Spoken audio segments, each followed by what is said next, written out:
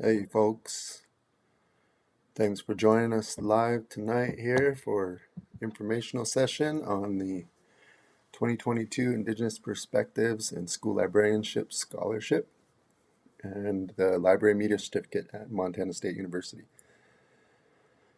Give ourselves a second here. We got a special guest coming on today, and so we'll hold here for a second, let folks jump on, and then we'll get started.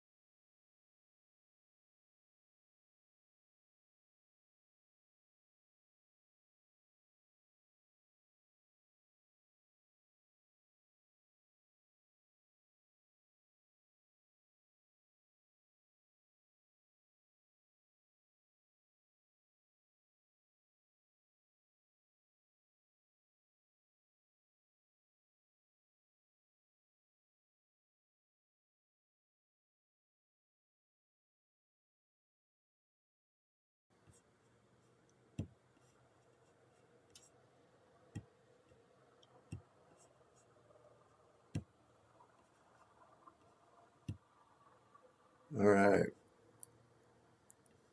Can you hear me, Deborah?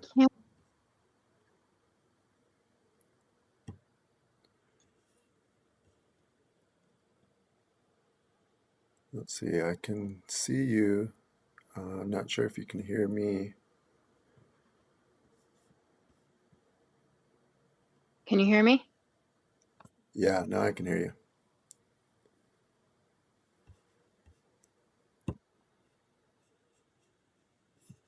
All right, we don't have any viewers on right now. Sorry, I just now saw your email.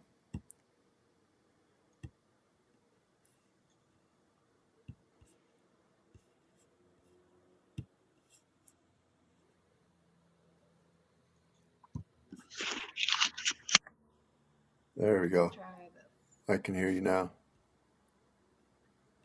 Okay, I don't know why my headset's not working, but Might have to change your sound input, but I did, but it doesn't seem to, this system doesn't seem to like it. oh, So. really? That's interesting.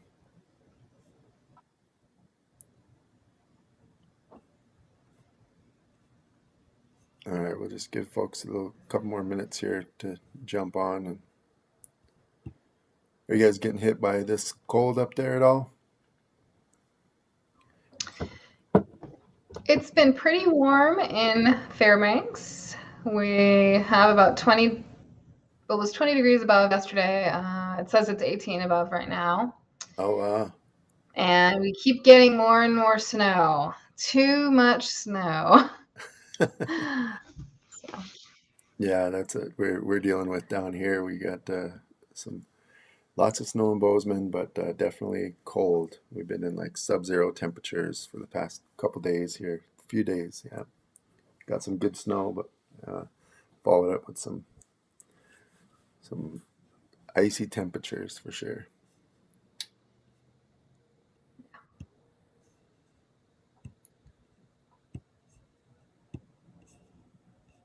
Yeah, it looks like still no viewers yet.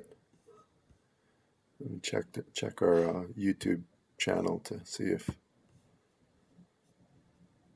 I can see anything there.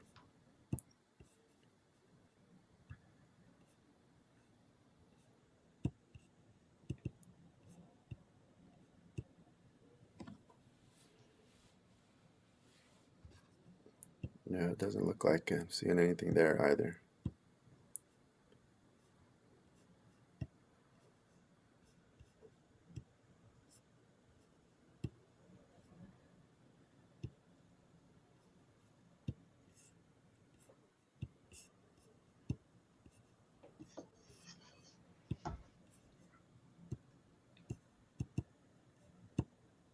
Okay, I think we got a couple people on here.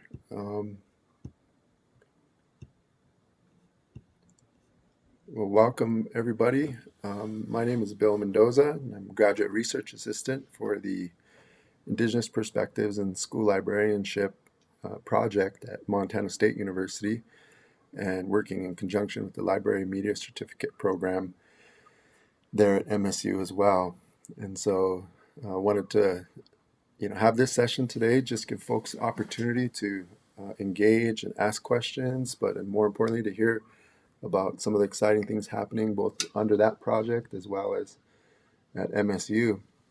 And today we have a special guest with us, and just want to have a conversation with her today about the project and about the scholarship opportunity. But we have Dr. Deborah Rinio, who is the program director for the Library Media Certificate, and one of our esteemed professors too, that you'll be interacting with if you join us in kind of the journey of this exciting new project. Dr.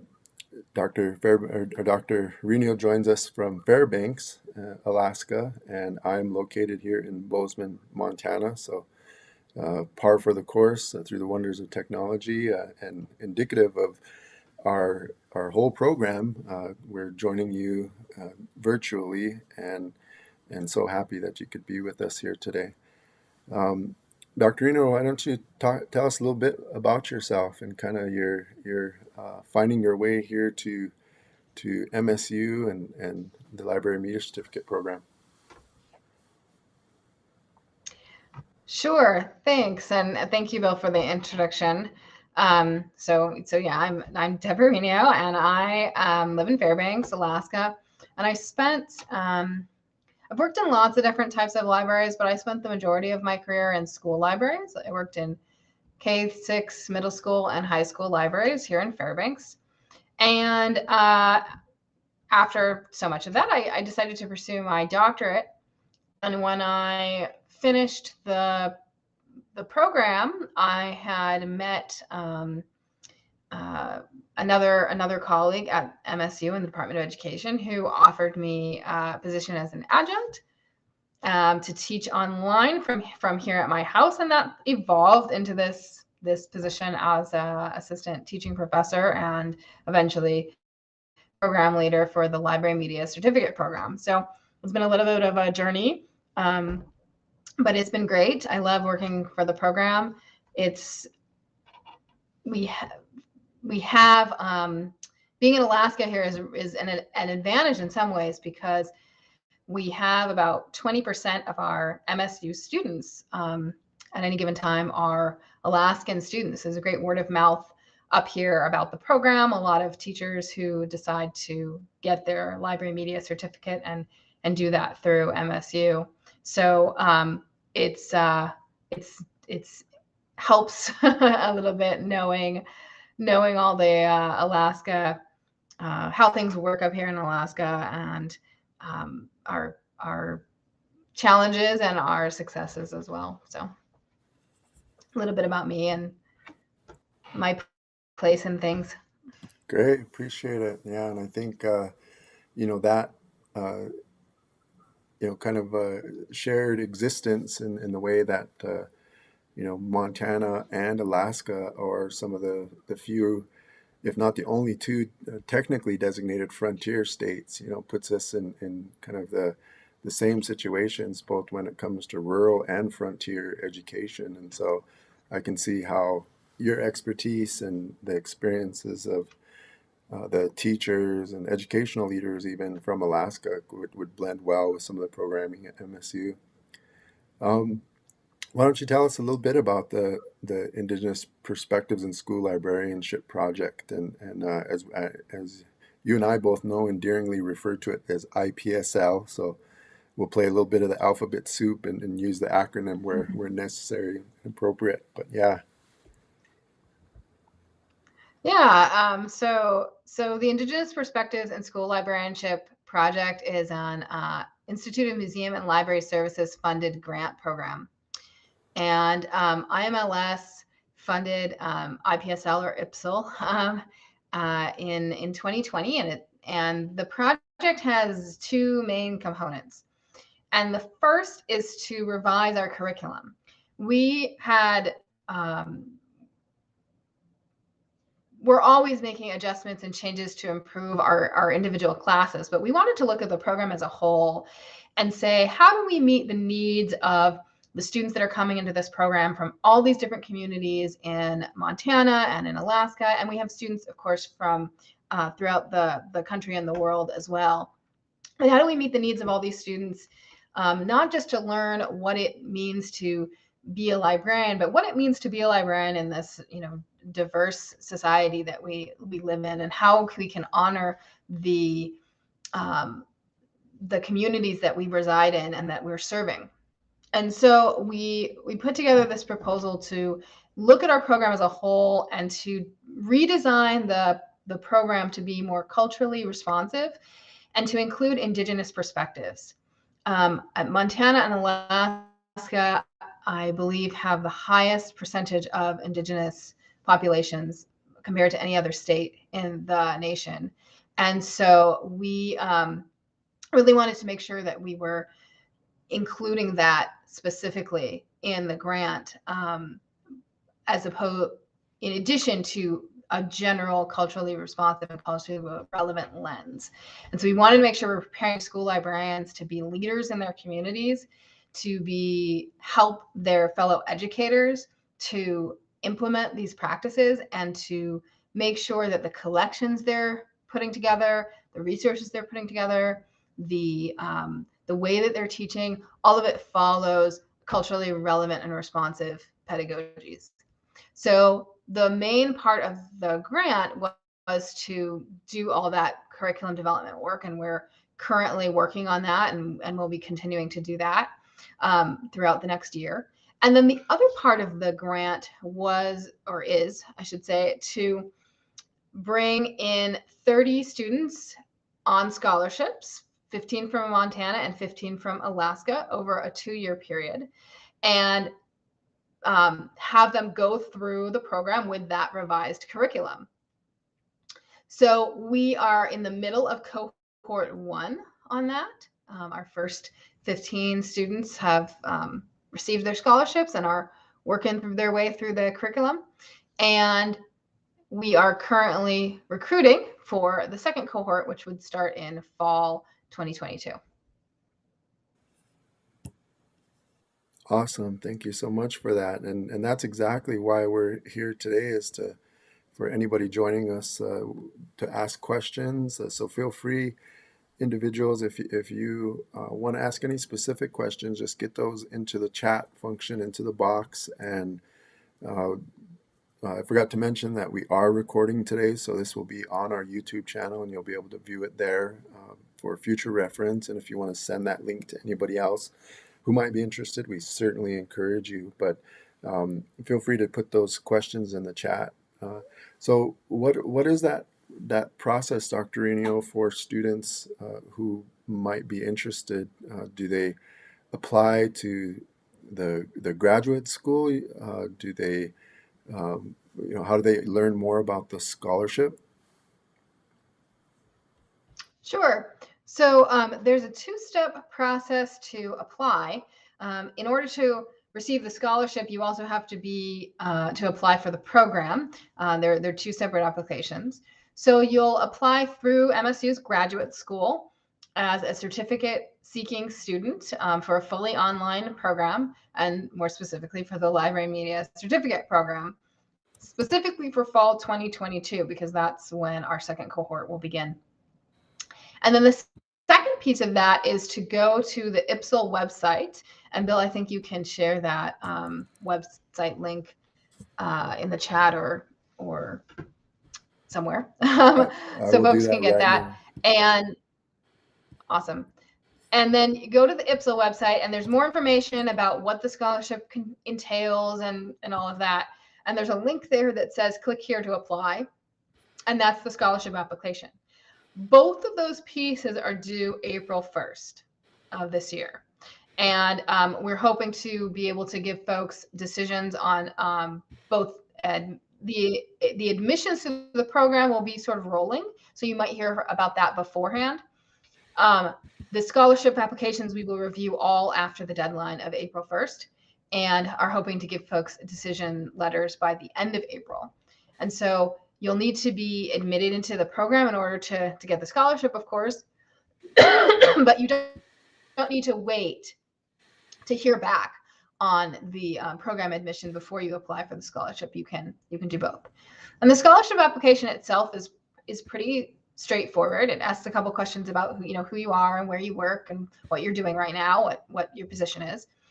And then it asks some questions about what your experience is in equity, diversity, and inclusion work, what your experience is with Indigenous student populations, and why you are applying for the scholarship. Why do you want to be a school librarian, and why particularly our program and this grant?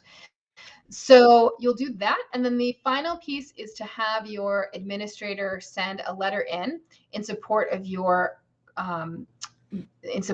application to the program. And this isn't a recommendation letter. It's just a letter saying that they acknowledge that you're going to be or hoping to be enrolled in the program for the 22-23 academic year. And that's going to involve doing some work that may intersect with the work that you're doing in the classroom. And those are the pieces. That's great. And so once again, you mentioned the deadline is April 1st, and so students will have to get in kind of the necessary stuff, their transcripts, or how do they think about, I know sometimes that transcripts process can be a little bit tricky, and so any nuances there with the application process in terms of delays, if somebody's pushing it to the 11th hour, I know we don't want them to, but yeah. Yeah, good question. The application for the Library Media Certificate Program does require transcripts. It also requires that you submit a resume and a short 500-word essay on why you are applying for the program, why you wish to be a school librarian. So the transcript piece of things, you can submit your unofficial transcripts when you're initially submitting the application, and we can review your application and admit you in a sort of conditional way that says, we will need your official transcripts before classes start, but based on what you submitted, yes, you can be in the program or not. And so you can submit those unofficial transcripts, and then you'll need to request official transcripts to be sent to the graduate school for that official review. But that can come after you actually submit your application. You don't need that right off the bat if time doesn't allow it. Great. That is awesome. So we got a question from Aaron here. Thanks so much, Aaron, for joining us.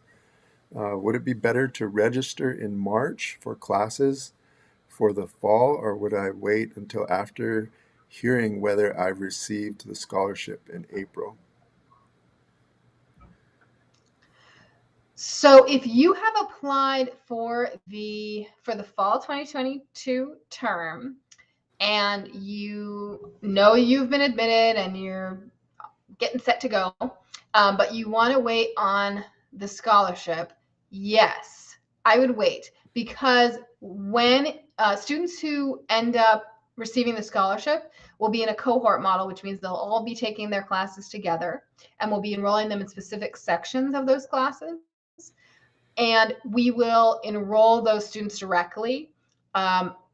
So just to make it a little easier on everybody, rather than having them go in and register for classes independently like they normally would. So yeah, if you have applied for the scholarship and have been admitted to the program, I would hold off and not register for classes, because until you know. And then if you don't get the scholarship and you decide to continue with the program, then you could register for classes and go from there. And if you do get the scholarship, then we'll register you. Yeah. Okay. Great question, Erin, and please do let us know if that's clear for you, and if you have any other questions. Um, I know, coming from a student standpoint, what does the scholarship cover? Is there anything that students will have to pay for themselves? And I guess what is the benefit of the scholarship when it's received? Sure. So the scholarship is covers the full 21 credits of the Library Media Certificate Program, as well all the tuition and the fees for all 21 credits. Plus, it covers up to $1,000 to attend a state library conference, whether that's in Montana or in Alaska. And it covers also textbooks. So there shouldn't be any additional costs above and beyond that. The university does charge students for an ID card and some things like that, but those can be waived if you contact the right departments and explain that you're an online student and don't need those things. And it's just a little bit of logistics to get that covered. So you shouldn't have any out-of-pocket expenses for the program, other than your normal everyday. You need a computer and you need decent internet. All of our classes are asynchronous. We do have synchronous meetings that are optional. We host webinars, and we have some class chats on Zoom, WebEx, that sort of thing. And so you'll need to make sure that you have, even if you're not participating live, you'll need to be able to watch those later. So it's going to be important to have some decent internet, even if it's intermittent internet. But that should really be the only sort of expense that one might accrue if they get the scholarship, because the scholarship does cover the full tuition and fees and textbooks for the program. But I do want to add, we sometimes get the question about, so the Library Media Certificate Program is that 21 credit certificate program. Students have the option of also applying for our Master's in Education program in Curriculum and Instruction with Library Media Core. And what that program does is it's a 30 credit master's degree, where the 21 credits of the certificate program apply towards the 30 credits of the master's, leaving you with 9 credits left to complete to earn that master's degree. So a lot of students will do that. They'll take the certificate program, they'll finish it, and then they'll continue on and do the master's. The scholarship only covers the certificate program. So if you do decide to apply and continue on for the master's, those additional 9 credits would have to be paid for in a different funding source. Great. So I have that up on our screen here too. And so that curriculum instruction, is that the Masters of Education here? That's right. And so folks, if you want to, and if you directly from those links there, if you click on graduate programs right up here on the IPSL page or the library media certificate page, if you just click on graduate programs, you will see the Masters of Education page, and talks about what those additional 9 credits would look like. Do you know that off the top of your head, Dr. Rinio, what that additional Yeah. 9 credits So are? so if you could, yeah, if you could go back to that Masters of Education link, and then you'll see there's two options there. The one that would be what I just described is the professional educator option, that top one.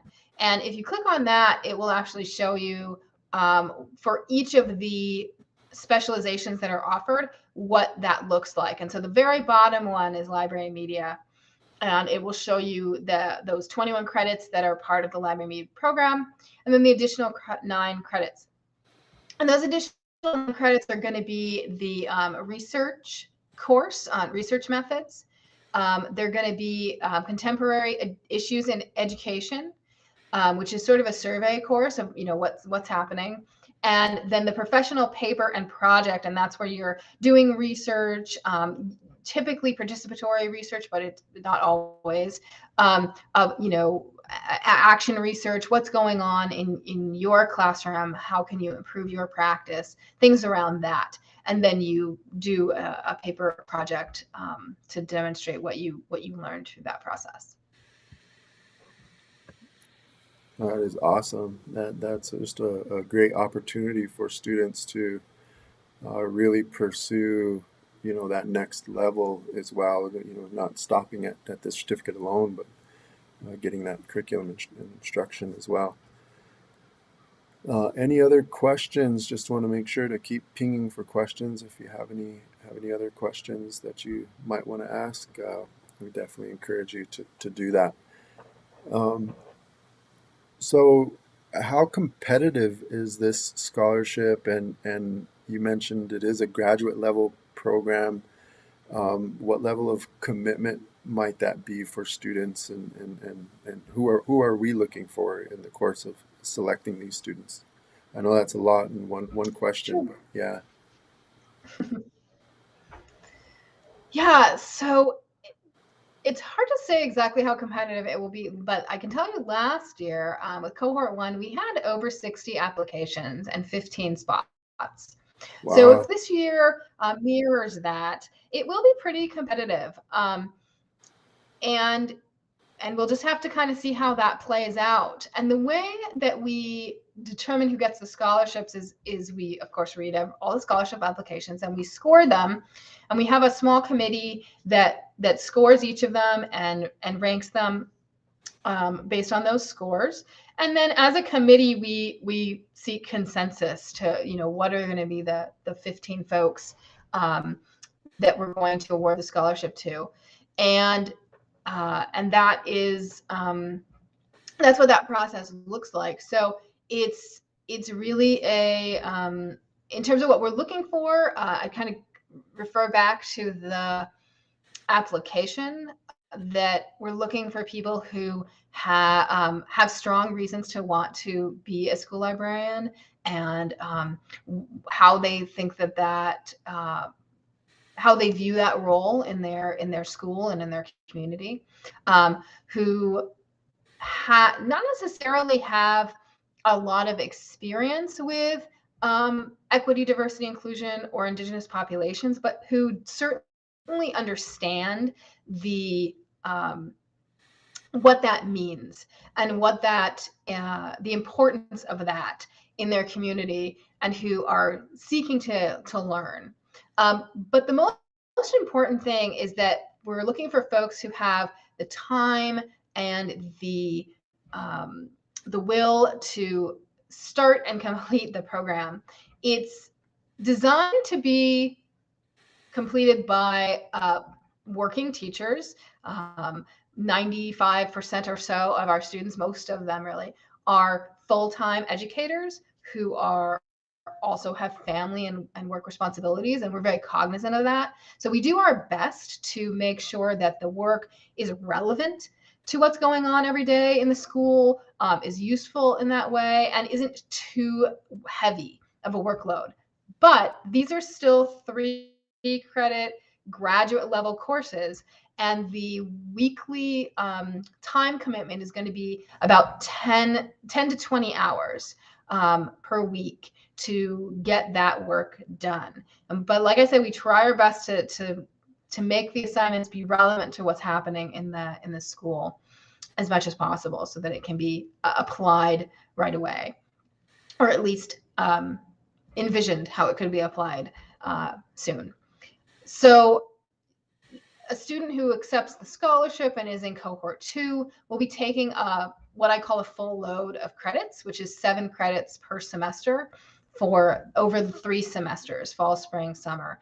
And like I said, it's 10 to 20 hours per week of readings and class discussion and assignments that will go into that. So that's kind of the most important thing. But somebody who really understands what the school library, the role of the school library is, and the role of the school librarian, and has a real desire to learn and grow and see that the library grow and be a leader in their community as the librarian. That's great. And you mentioned this at the beginning, that this scholarship opportunity is specifically for Alaska and Montana teachers. What do we mean by that? And what about a teacher who might, have just, completed their field experience, or is, in kind of a different certification stage, the provisional? I don't know what else might exist out there, but can you talk a little bit about those technical definitions around what do we mean by Alaska and Montana teacher, certified teacher? Sure. So in order to be eligible for the scholarship, you need to be, at the time that the program will begin, so in fall 2022, you need to physically be located in Montana or Alaska and working as an educator. It doesn't need to be in a K through 12 school. It could be a district office, state library, state Department of Education, but something in the K through 12 arena that's going to give you an opportunity to engage with schools and engage with learners, because that's part of the program and part of the requirements of the program. If you are not currently located in one of those states, but you're planning to move and you have a contract with a school, for a position in the fall, then that's fine. You can apply as well. And if you're in a Montana or Alaska school, you apply, you have every indication that you will stay, that you will have a job in the fall, and then things go south, because we all know budgets happen, and sometimes positions get cut or people get shifted around. If you get awarded the scholarship and then at the end of the school year your contract is not renewed, we won't remove you from consideration. But you do need to be living in Montana or Alaska in fall, and you need to have some sort of educational position that allows you access to schools and students. And then you have to have a teaching license, but it can be any type of license. Alaska has several different types of educator licenses, and Montana has a few as well. So it could be a counseling license or a speech pathology license, or it doesn't have to be elementary or secondary education license, as long as in your state whatever license you have works for getting the library certificate, because the state, we offer the program, but ultimately it's the State Department of Education that awards the actual teaching certificate at the end. So you have to make sure that it's going to meet your state requirements. And in Montana and Alaska, it will, as long as you have in Alaska, it's called a Class A license, or Class C. Yeah. So the provisional piece of that is that there are oftentimes we will have folks who have been hired to be librarians for the fall, or they're seeking to apply to be a librarian for the fall, but of course they don't have their certificate yet. And that is perfectly acceptable.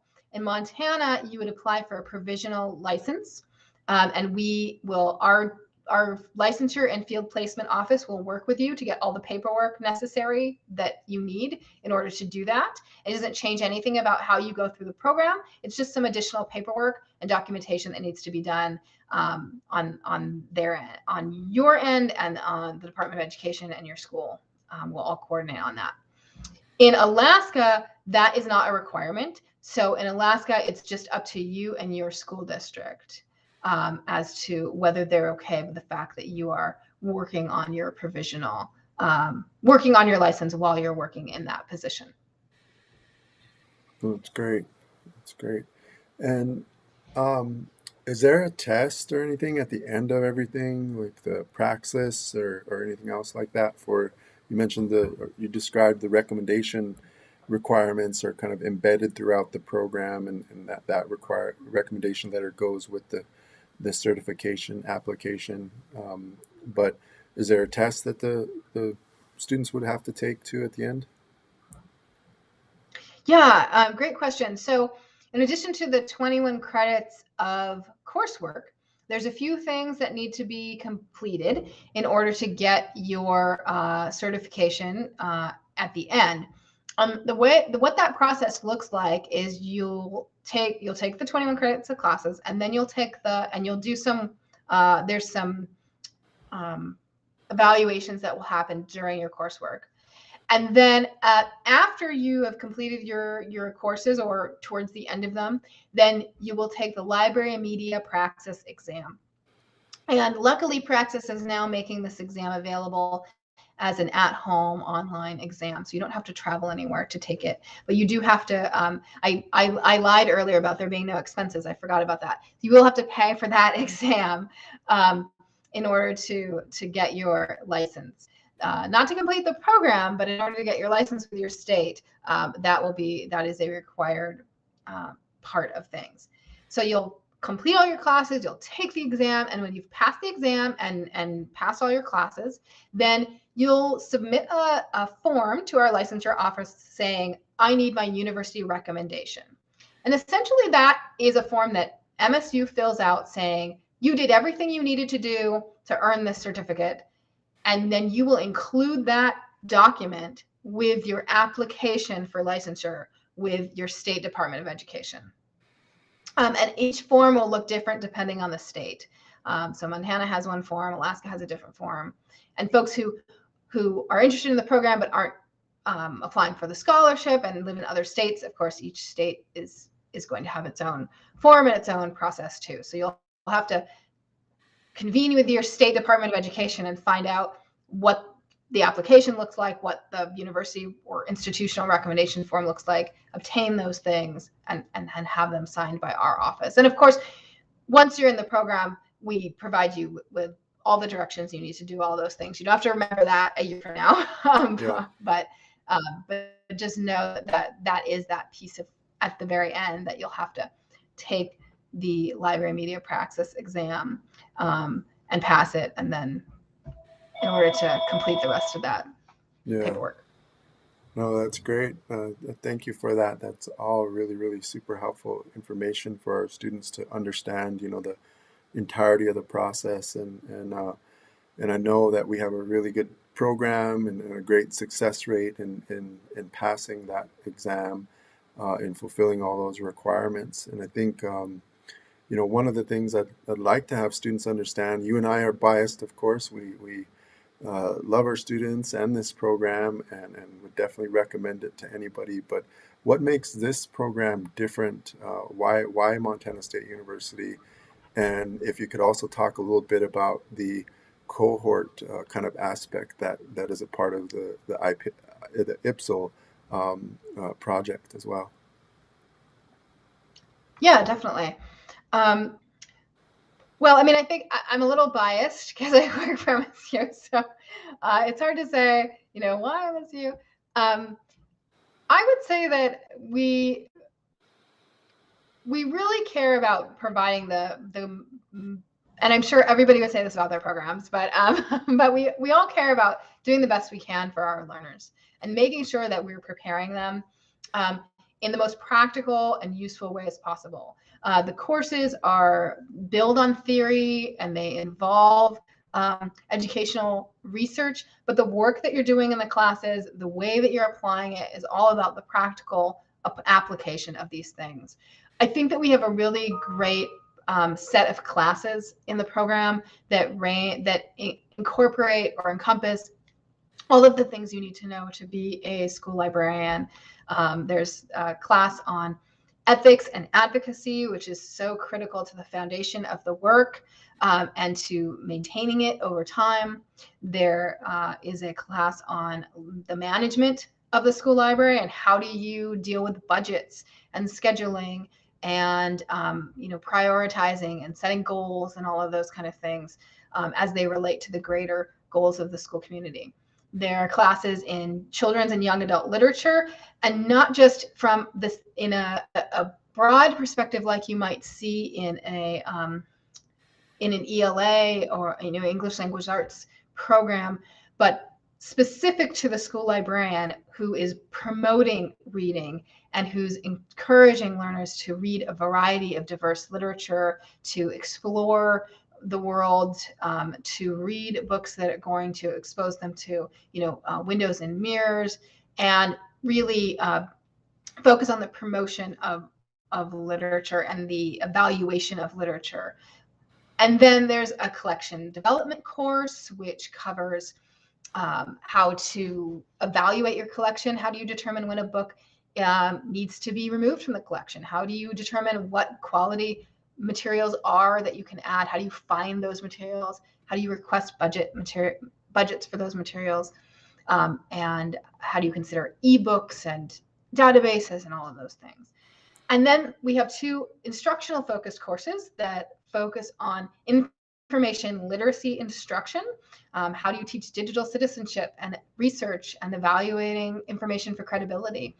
And then, of course, on the inquiry process, because inquiry is such a huge part of being a librarian and the library world.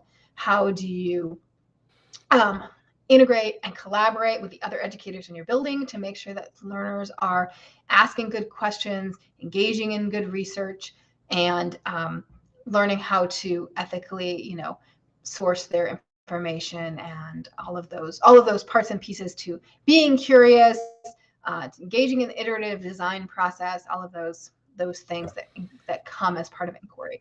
So I think we have this great set of courses. The other thing I would say that I think makes us unique is our practicum model. A lot of licensure programs use a field placement model where towards the end of your program or at the end of the program, you will basically intern for 6 to 8 weeks or longer in a school library. And you will do all the things that the librarian does during that time. And while that is very useful to have that experience, it is also very difficult for a practicing educator to be able to take the time away from their classroom to do that work. So we use a distributed practicum model where our candidates will take 1 credit of practicum each semester. And each semester they will engage in a project that is aligned to a professional goal in the library world.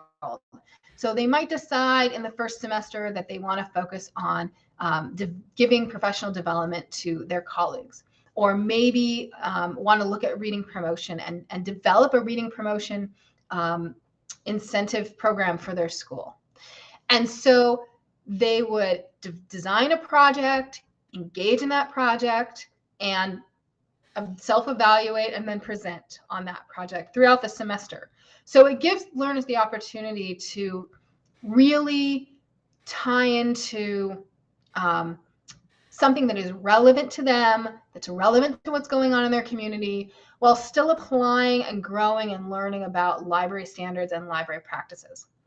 And so I think that that's a real strength of our program, both from a logistical standpoint and from the ability to really apply what you're learning in your classes to this practicum work. And then the last thing I would say is that we are 100% online, asynchronous classes. So students can, even though there are deadlines usually, assignments due about once a week, learners have the flexibility to engage with the material and with each other within that frame of time. There are specific days and times that one needs to be online, and that's really important. And for many of our students, having that flexibility.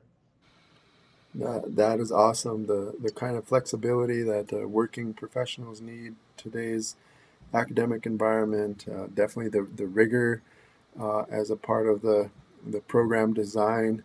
I also heard you talk about like kind of we're on the cutting edge with the integration of these new standards and the curriculum revision. And so, there's really a lot of pluses for students in addition to having the opportunity for the scholarship and continued higher education with that opportunity for the curriculum instruction masters. So, yeah, I hope folks found today's information helpful and useful. And before we say goodbye, I want to check with Dr. Rinio about that not so baby Yoda you got there in the background. What's the story with that baby Yoda? What's your connection to the Yeah, to the so I sensei? got Groku back there. It was just a gift from a friend, and he's wearing a yarmulke because my it's actually kind of old now, but my nephew, it's from my nephew's bat mitzvah, so There you we put it go. on Groku. Yeah. So I yeah. was trying to remember my quotes. I was like, I must see the baby. Can't remember. It's been a while since I watched the show. So, well, with that, I want to thank you, Dr. Eno, for joining us and for your leadership. And I want to encourage folks to reach out to us. We will definitely be able to get back to you sooner rather than later.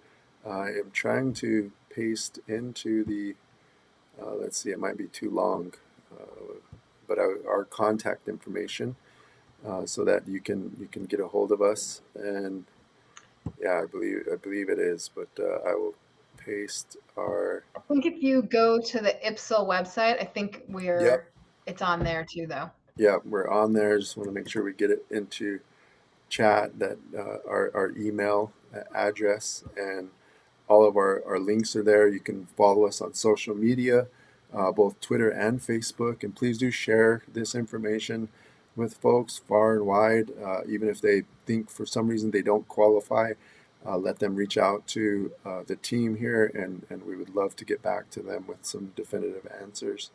But thank you, Aaron, for your joining us today, and thank you, Dr. Rinio, and all the information and stuff. But have a good night, folks, and we'll see you at our next event. Please see our recent schedule of events. Anything upcoming is on our IPSL homepage at the bottom of the screen there, and we'll also be sending those opportunities out via email and our social media. But have a good night. Thank you, Dr. Rinio. Thank you. Bye-bye. Bye.